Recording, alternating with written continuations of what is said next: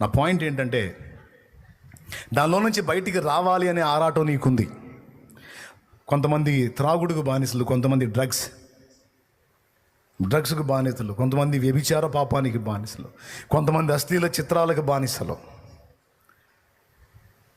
దేవునిలోకి వచ్చి కొంతమంది వెనక్కి వెళ్ళిపోయిన వాళ్ళు ఉన్నారు. అసలు దేవుణ్ణి ఎరగక కొంతమంది ఉన్నారు. నీ ఒక మాట చెప్తున్నాను,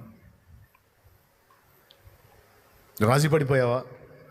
ఇక నేను మానుకోలేను, నేను జయించలేను, నా వల్ల కాదు, అది తీసుకోకుండా నేను ఉండలేను, అది చూడకుండా నేను ఉండలేను, అది చేయకుండా నేను ఉండలేను, అది తాగకుండా నేను ఉండలేను, అట్లా ఇంకా ఏమేం బలహీనతలు ఉన్నాయో వాటన్నిటితో నువ్వు రాజీ పడిపోయావా?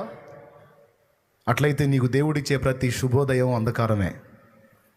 దేవుడు ప్రతి ఉదయం నీకు నూతనంగా ఎందుకు ఇస్తున్నాడంటే, నిన్నటి వరకు తాగావు, ఈరోజు కొంచెం క్రొత్తగా ఆలోచించి ఒక క్రొత్త స్టెప్ తీసుకో, ఇక నుంచి ఒక మలుపు జీవితం తిరిగే అవకాశం ఉంది అని దేవుడు నీతో మాట్లాడుతున్నాడు ప్రతిరోజు.